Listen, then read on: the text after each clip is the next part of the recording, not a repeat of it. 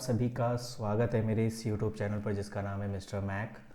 और आप सभी जितने भी 11th क्लास के बच्चे हैं और उन्होंने अपनी स्टडी शुरू कर दी होगी, क्योंकि कहीं ना कहीं उनका फाइनल एग्ज़ाम जो है शुरू हो चुका है। तो आज की वीडियो में माइक्रो इकोनॉमिक्स का जो लास्ट चैप्टर है, आई होप आपने लास्ट चैप्टर देखा है। जो आपका लास्ट जो चैप्टर है उसके बारे में हम बात करेंगे। और आपने जो भी पढ़ लिया है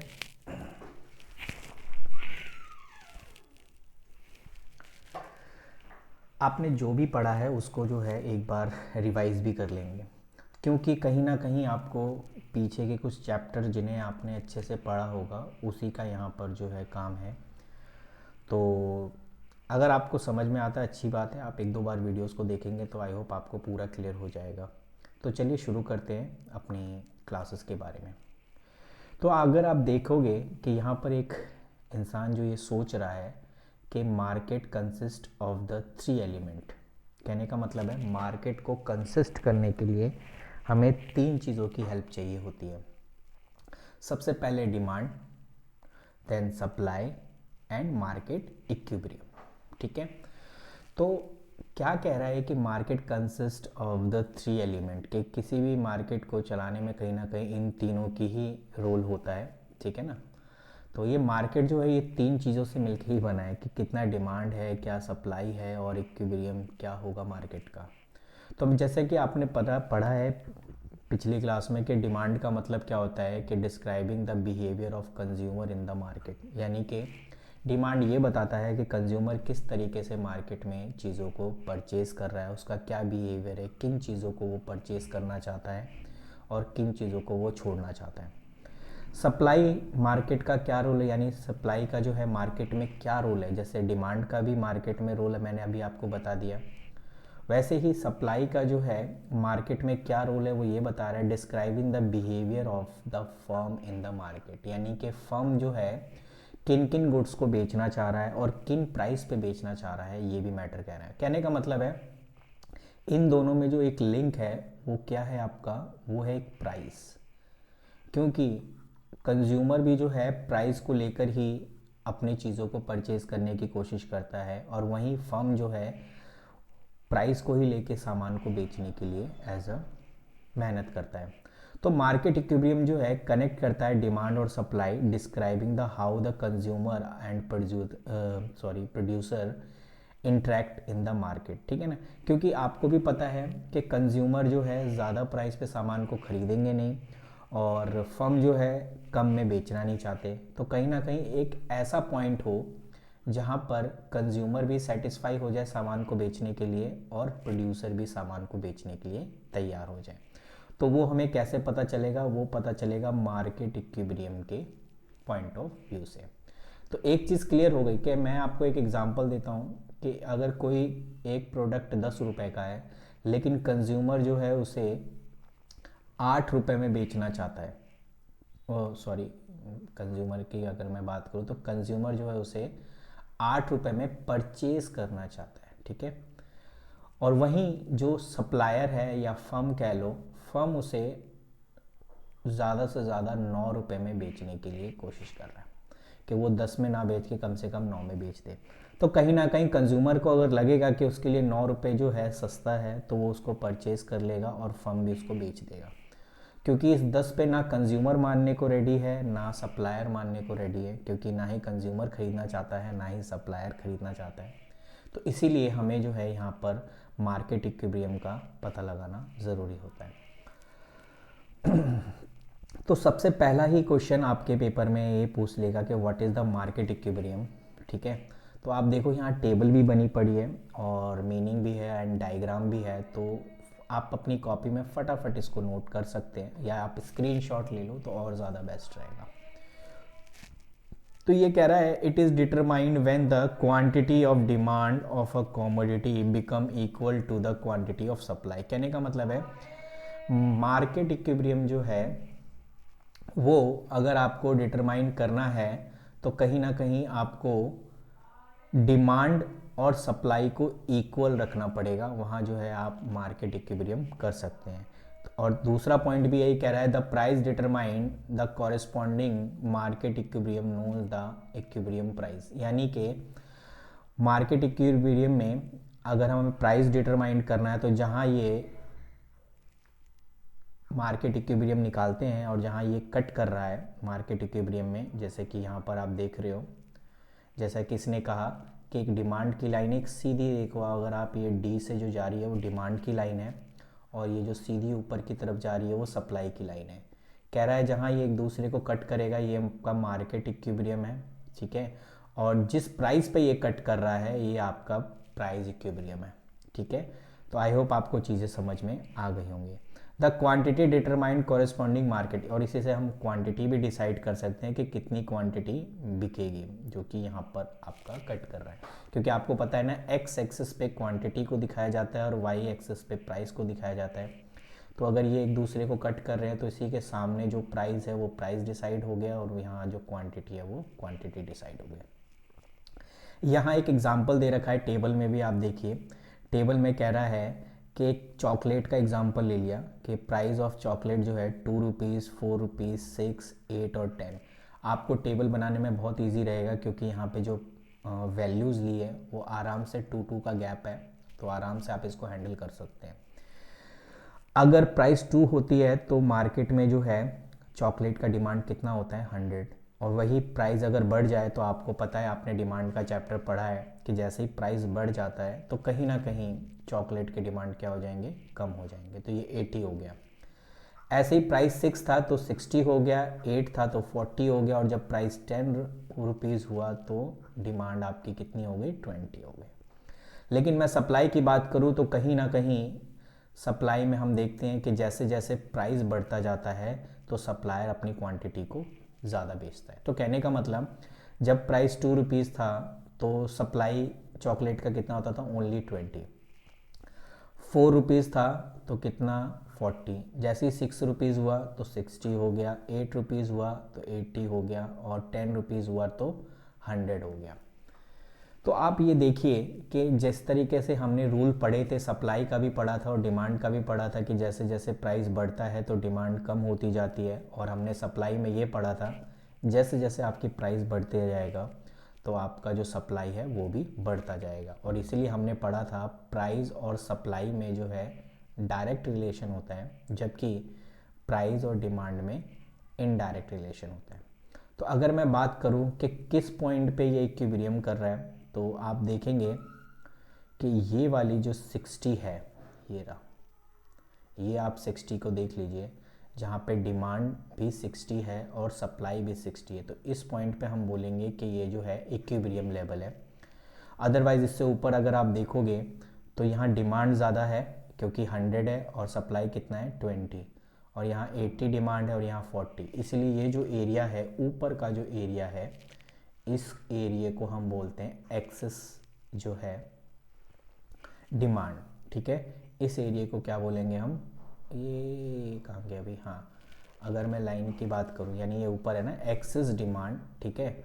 और वहीं अगर हम यहाँ देखेंगे कि यहाँ डिमांड कम है और सप्लाई ज़्यादा है तो हम इस केस में क्या बोलते हैं, एक्सेस सप्लाई। तो ये यहाँ पर इस तरीके से जो है डायग्राम बना हुआ है जो ये बता रहा है कि यहाँ पर सप्लाई एक्सेस है, जैसे कि ये हमने पढ़ा था, ये रहा, और यहाँ ये वो पॉइंट है जहाँ पे डिमांड आपकी ज़्यादा है और सप्लाई कम है, जो कि ये था, ठीक है। तो आई होप आपको चीज़ें क्लियर हो गई होगी, और ये जो बीच वाला पॉइंट है ये इसका इक्विलिब्रियम पॉइंट है।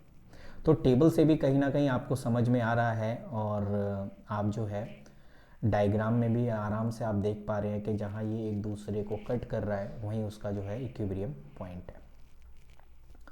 अब इसकी एक्सप्लेनेशन भी देख लो, क्योंकि कहीं ना कहीं आप एक्सप्लेनेशन में भी थोड़ा थोड़ा आपको समझ में आ जाना चाहिए।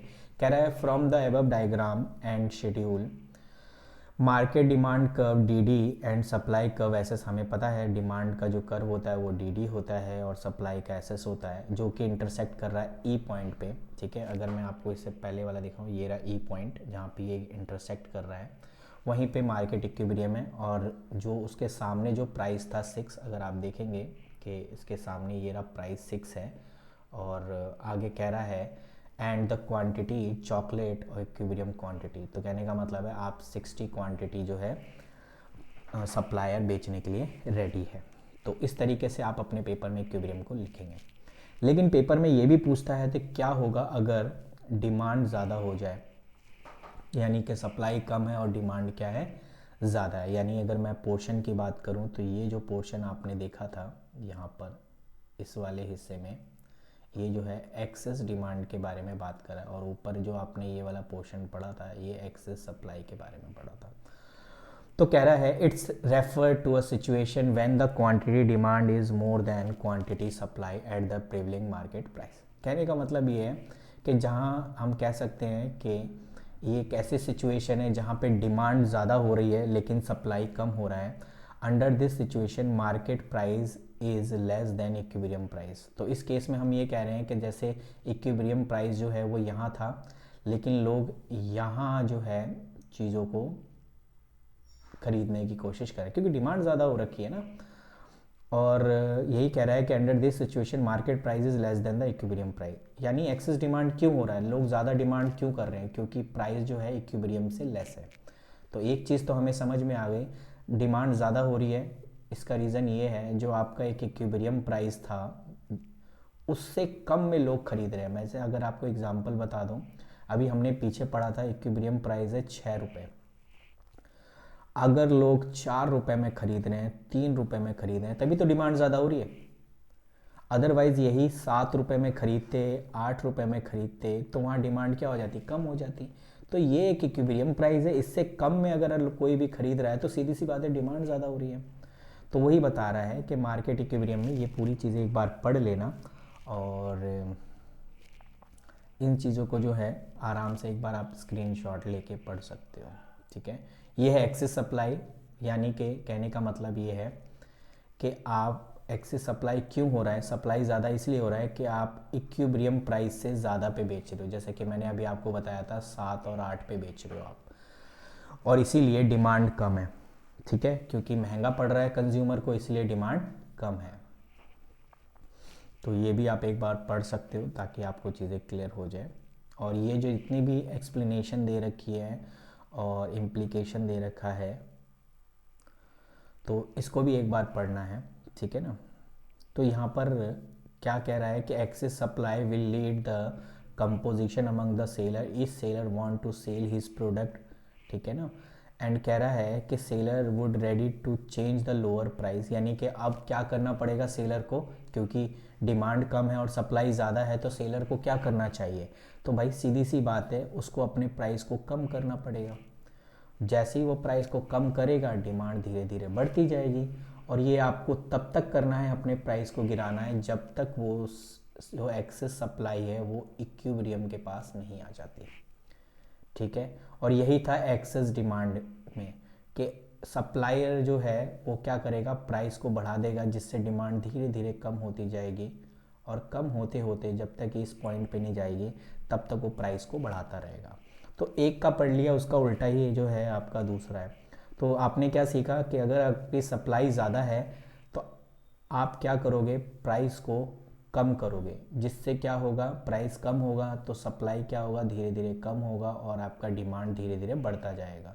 क्योंकि एक्सेस सप्लाई की सिचुएशन में क्या होता है कि सप्लाई ज़्यादा हो जाता है लेकिन डिमांड आपकी कम रहती है, और हमारा काम क्या है, इनको बराबर लेवल पे लाना। क्योंकि हम इक्विलिब्रियम पढ़ते हैं तो हमें हमारा काम है डिमांड को सप्लाई के बराबर लाना। ठीक है, तो ये सारी बड़ी बड़ी बातें जिनको आपने अच्छे से सीखना होगा।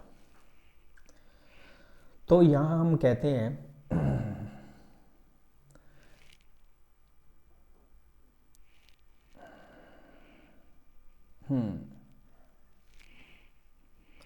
यहाँ एक पॉइंट है, कह रहा है कि change in demand on equilibrium price and quantity. इसका क्या मतलब है, इसमें कह रहा है कि original market equilibrium is determined, point ई, जहाँ पर कह सकते हैं कि डिमांड और सप्लाई एक दूसरे को इंटरसेक्ट करता है।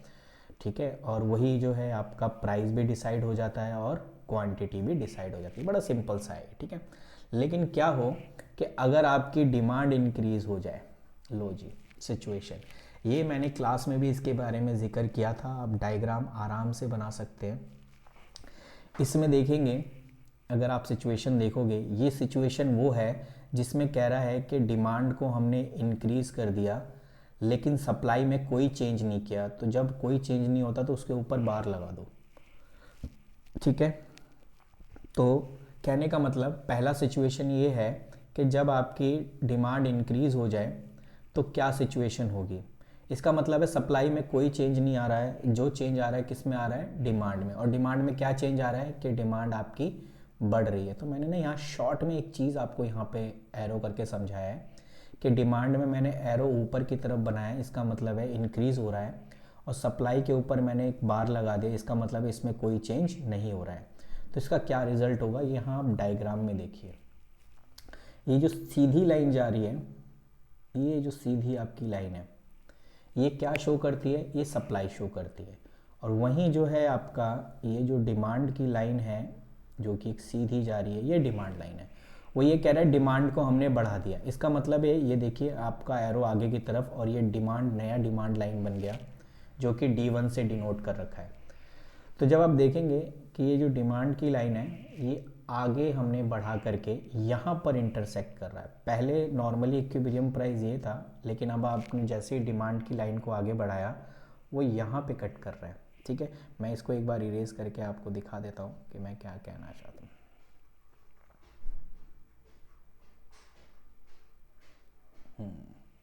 तो यहाँ देखोगे तो यहाँ आप देखो ये जो E1 पॉइंट है ये दूसरा कट किया है, जबकि पहला कट आपका यहाँ पर था जहाँ पर नॉर्मली डिमांड और सप्लाई था। जैसे हमने डिमांड को बढ़ाया यहाँ पर कट आ गया। तो डिमांड के बढ़ने से और सप्लाई में कोई चेंज ना हो तो उससे क्या होगा, प्राइस इंक्रीज होगी और क्वांटिटी इंक्रीज होगी, ठीक है। इसका रिजल्ट यही होगा कि आपका प्राइस भी बढ़ेगा और क्वांटिटी। तो क्या रिजल्ट आया, प्राइस इंक्रीज होगा एंड क्वांटिटी भी इंक्रीज होगी। तो आपको पेपर में करना क्या होगा, अगर पेपर में पूछता है आपसे कि what happen when increase in demand over the equilibrium price, तो आपको एक तो डायग्राम बनाना है, और डायग्राम में ये रही सिचुएशन कि आपने डिमांड को इंक्रीज कर दिया और सप्लाई क्या है, कांस्टेंट है। तो इस तरीके से आप जो है फिर डायग्राम बनाएंगे, और डायग्राम बनाने के बाद ये जो जहाँ ये दूसरा कट कर रहा है वहाँ पे आप इस तरीके से लाइन लेके जाएंगे, और ये P से P1 हो गया और ये Q से Q1 हो गया। इसका मतलब है ये आगे की तरफ शिफ्ट हो गया है और ये भी आगे की तरफ शिफ्ट हो गया। और फिर इसका एक्सप्लेनेशन आपने यहाँ लिखना है भाई, क्योंकि एक्सप्लेनेशन भी ज़रूरी है। तो कह रहा है an increase in demand and assume no change in supply, यानी सप्लाई में कोई चेंज नहीं आ रहा है, तो lead to rightward shift in demand. तो डिमांड को हमने क्या किया है, हमने राइटवर्ड शिफ्ट किया है, जो कि ये राजी लाइन जिसको हमने नाम दिया है D1 यानी पहले D था, उसके बाद हमने एक नई लाइन खींची जो कि D1 है। उसके बाद कह रहा है कि when demand increase DD1 to create an excess demand to old equilibrium price, जो कि OP है। यानी जब OP एक नॉर्मल था, लेकिन जैसे ही हमने डिमांड को इंक्रीज़ किया आपका नया प्राइस आ गया OP से OP1, और आपका इक्विलिब्रियम से भी क्वांटिटी बढ़ा है जो कि OQ से OQ1 है। बस इतनी कहानी आपने लिखनी है और आपके 3 नंबर पक्के। ऐसे ही आप डिक्रीज इन डिमांड के बारे में भी कर सकते हो, ठीक है। और सेम आपका आप चाहो तो सप्लाई के बारे में भी कर सकते हो। ये रहा सप्लाई के बारे में, यानी कि इस बार हम सप्लाई में इंक्रीज़ कर रहे हैं और डिमांड इस बार कांस्टेंट रहेगा, यानी डिमांड में कोई चेंज नहीं करना हमें। इस बार जो चेंज होगा वो सप्लाई के अंदर होगा। तो देखिए एक ये सिंपल लाइन है जो कि इक्विलिब्रियम लाइन होती है, हमने सप्लाई को बढ़ा दिया, यानी S से S1 वाली सिर्फ लाइन है। और जैसे ही हमने S से S1 वाली लाइन बनाई है तो ये आप देखोगे यहाँ कट कर रहा है जो कि इसका E1 है, और आप देखोगे इसके सामने जो लाइन जा रही है वो आपका P1 हो गया, और वहीं अगर आप नीचे की तरफ देखेंगे तो ये आपका Q1 हो। तो कहने का मतलब रिजल्ट क्या निकला कि अगर आप सप्लाई बढ़ा रहे हो और डिमांड में कोई चेंज नहीं आ रही है तो फिर आपको क्या करना पड़ेगा, प्राइस को डिक्रीज करना पड़ेगा, एंड क्वांटिटी क्या हो जाएगी, इंक्रीज हो जाएगी, ठीक है। तो इसी के बारे में एक्सप्लेनेशन ये तीनों लिखी हुई है। और 3 नंबर में आपने इसी तरीके से पेपर में करना है। अब ये वो केस है जहाँ पर डिमांड और सप्लाई दोनों को बराबर बढ़ाना है। तो मैं आपको पहले ही बता दूं भाई कि आप जब भी आप डिमांड और सप्लाई दोनों में क्या कर रहे हो, डिक्रीज कर रहे हो, ठीक है। इस बार क्या करना है, आपने डिक्रीज करना है। एक तो पहली चीज़ इंपॉर्टेंट है, ठीक है। अब दोनों में आप बराबर डिक्रीज कर रहे हो, कहने का मतलब अगर आप इसमें 5 सेंटीमीटर का अगर आप डिक्रीज कर रहे हो तो इसमें भी जो है सप्लाई में भी 5 सेंटीमीटर का डिक्रीज करना। अगर आप सही से अगर बनाओगे डायग्राम तभी आपको रिजल्ट पता चलेगा, ठीक है ना। तो कहीं ना कहीं आप हम चेक कर सकते हैं। तो कहने का मतलब यहाँ पर ये कह रहा है, इसमें आपको सिंपल सा बता दूँ कि अगर आप डिमांड में डिक्रीज़ का है ना ऑप्शन, हाँ, डिमांड को डिक्रीज़ करोगे और सप्लाई को भी सेम डिक्रीज़ करोगे तो उसका रिज़ल्ट आपका ये मिलेगा कि प्राइस में कोई चेंज नहीं आएगा लेकिन क्वांटिटी आपकी इंक्रीज़ होगी। यह रिज़ल्ट आप पढ़ लेना।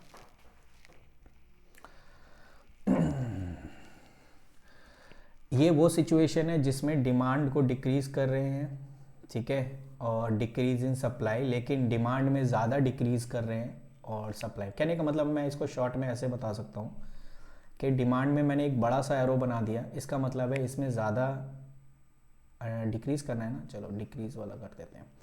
डिमांड में जो है मैंने ज़्यादा डिक्रीज़ कर दिया लेकिन सप्लाई में मैंने सिर्फ कम डिक्रीज़ किया, ये वो सिचुएशन है, ठीक है। और यहाँ इसका उल्टा है कि मैंने डिमांड में कम डिक्रीज़ किया है जबकि सप्लाई में मैंने ज़्यादा। ये एरो बड़ा बनाने का मेरा मेन मोटिव यही है, आपको दिखाना है कि सप्लाई में मैंने ज़्यादा डिक्रीज़ कर दिया जबकि डिमांड में कम डिक्रीज़ किया। तो उसका रिज़ल्ट आप देखोगे, जहाँ ये एक दूसरे को कट करेगा, ये रहा भाई कट जो कि इवन, जहाँ जहाँ आपका इवन है वहाँ वहाँ आप देख लेना कि प्राइस इंक्रीज़ हुई है और क्वांटिटी में क्या चेंज आया। तो देखो क्वांटिटी जो है पीछे की तरफ चली गई और प्राइस ऊपर की तरफ आ गया। इसका मतलब रिज़ल्ट ये रहा कि प्राइस इंक्रीज़ हो गया एंड क्वांटिटी क्या हो गई, डिक्रीज़ हो गई। और यहाँ पर भी अगर आप देखोगे यहाँ पर इवन कट कर रहा है तो इसका रिज़ल्ट यही है कि प्राइस डिक्रीज़ हो गया एंड क्वांटिटी भी डिक्रीज़ हो गई। हाँ, और यहाँ पर है कि जब दोनों इंक्रीज़ हो जाए तो ओबियसली आप इसको भी कर सकते हैं, कोई इतना बड़ा वो नहीं है, ठीक है। और ये भी आप बना सकते हैं। आप इस सब का जो है एक तरीके से स्क्रीनशॉट ले लीजिए, ये जो मैंने जितने भी कराए हैं इसके आप स्क्रीनशॉट ले लो, जो कि आपको अच्छे से समझ में आएंगे। प्रॉपर बना रखा है डायग्राम, आपको दिक्कत नहीं आएगी। अब यहाँ तो हो गया आपका काम पूरा कंप्लीट, और ये हमने जो है, और हमें इसमें क्या पढ़ना है जो कि अपने को देखना पड़ेगा, ये एक इम्पॉर्टेंट नहीं है, जो जो इम्पॉर्टेंट है मैं आपको वो सिर्फ बता रहा हूँ। और हाँ, ये वेरी इम्पॉर्टेंट है, ये वेरी वेरी वेरी इम्पॉर्टेंट है कहीं ना कहीं, तो इसीलिए आप इसको तो ज़रूर लिखना है, आप कुछ लिखो या ना लिखो। तो देखो यहाँ कह रहा है 2 type of government intervention are, ठीक है ना। गवर्नमेंट कब इंटरफेयर करती है, इंटरवेंशन इंटरफेयर से ही बना है कि कब गवर्नमेंट को आना पड़ता है इन चीज़ों में। तो आपको एक चीज़ पता होनी चाहिए, what is the price ceiling and what is the price floor. तो इसके बारे में ये लिखा आप यहाँ देख सकते हो। तो अगर मैं बात करूँ what is the price ceiling, तो यहाँ बता रहा है कि price ceiling refer to fixing the maximum price of the commodity at a level lower than the equilibrium price, ठीक है। And the reason of price ceiling is that equilibrium price is too high for the common people to afford. देखो भाई, government को हमने चुना है, ठीक है। तो गवर्नमेंट हमेशा जब भी कोई भी गवर्नमेंट आती है 5 साल के लिए तो वो यही कहती है कि हम जो है महंगाई को कम करेंगे, ठीक है। तो महंगाई को कैसे कम करेंगे, उसका एक रीज़न ये भी होता है कि सपोज़ करिए कि कोई सामान बहुत ज़्यादा महंगा हो गया और कोई अफोर्ड नहीं कर सकता। जैसे कि अगर मैं आपको बता दूं कि कोई एक ज़रूरती सामान है, जो कि आपको मैं अगर एक एग्ज़ाम्पल दूं, जैसे टाटा नमक है, और टाटा नमक एकदम से 100 रुपये 150 रुपये हो जाए, ठीक है। तो जो नॉर्मल बैकग्राउंड यानी कॉमन पीपल है वो उसको परचेज़ नहीं कर सकते, ठीक है। और कहीं ना कहीं प्रॉब्लम फिर आ जाएगी, फिर वो पीपल जो है आंदोलन करेंगे, ये कहेंगे कि भाई हमने तो आपको वोट दिया था ये सोच के कि कहीं ना कहीं आप प्राइस को, महंगाई को कम करोगे, लेकिन आपने तो महंगाई बढ़ा दी। तो कहीं ना कहीं गवर्नमेंट को यहाँ इंटरफेयर करना पड़ता है। तो इसीलिए जो है गवर्नमेंट एक मैक्सिमम प्राइस जो है वो सेट कर देता है और बता देता है कि भाई साहब आप जो है इससे ज़्यादा में आप जो है नहीं बेचोगे, ठीक है। और कह रहा है कि commodity at the level lower than the equilibrium price. हाँ, ये भी हो सकता है कि कहीं ना कहीं, जैसे अगर आप देखो कि आपका इक्विलिब्रियम प्राइस कहाँ है, पहले ये भी देखना ज़रूरी है कि इक्विलिब्रियम प्राइस कहाँ है। The reason of price ceiling is the equilibrium price is too high, यानी जब आपको लगता है कि आपने ये जो इक्विलिब्रियम प्राइस डिसाइड किया था, जैसे अभी हमने पीछे पढ़ा कि इक्विलिब्रियम प्राइस को डिसाइड करने के लिए एक डिमांड और सप्लाई जहाँ एक कट करती है वहाँ पे आपका इक्विलिब्रियम प्राइस डिसाइड हो जाता है, जैसे कि ये 10 रुपये। लेकिन सरकार कह रही है कि ये इक्विलिब्रियम प्राइस बहुत महंगा है, आप इसको शॉर्ट में बेचिए। तो ये जो एक नीचे की तरफ लाइन अगर आपने देखी, एक सीधी लाइन जा रही है, इसे बोलते हैं प्राइस सीलिंग, जो ये बता रहा है कि गवर्नमेंट ने जो है आपके इक्विलिब्रियम प्राइस से नीचे सेट किया है। क्यों सेट किया है? क्योंकि आपने इक्विलिब्रियम प्राइस इतना हाई रखा है कि कॉमन पीपल इसको परचेज नहीं कर पा रहा है। क्योंकि अगर मैं एक सप्लायर को मार्केट में पकड़ूँ तो मार्केट में यही कहेगा ना कि ये तो हमारा पहले से इक्विलिब्रियम प्राइस है भाई, मैं तो इससे ऊपर बेच ही नहीं रहा। तो गवर्नमेंट ने पहले डिसाइड करता, देख भाई तेरा इक्विलिब्रियम प्राइस कोई भी हो, लेकिन लोग आपके इक्विलिब्रियम प्राइस को एफर्ट नहीं कर रहे हैं, इसीलिए अब मैं जो प्राइस सेट करूँगा, यानी गवर्नमेंट जो प्राइस सेट करेगी उसी पे आपको बेचना है और पीपल जो है इसी पे खरीदेगा। तो इसको बोलते हैं प्राइस सेल, ठीक है। तो in other word the maximum price which the seller can charge from the consumer, ठीक है। ऐसे ही मेडिसिन के केस में भी हो सकता है कि अगर कोई ज़रूरत वाली मेडिसिन है और वो महंगी हो जाए तो कहीं ना कहीं कॉमन पीपल उसको परचेज़ नहीं कर पाएगा। तो कहीं ना कहीं सरकार को यहाँ पर इंटरफेयर करना पड़ता है और इक्विलिब्रियम प्राइस से कम पे जो है एक प्राइस सेट करना पड़ता है, जिसको हम प्राइस सेलिंग कहते हैं। It is done by government. कौन करता है भाई ये प्राइस को सेट? गवर्नमेंट करता है, ठीक है। Protect the interest of the consumer, consumers के इंटरेस्ट में, ठीक है ना।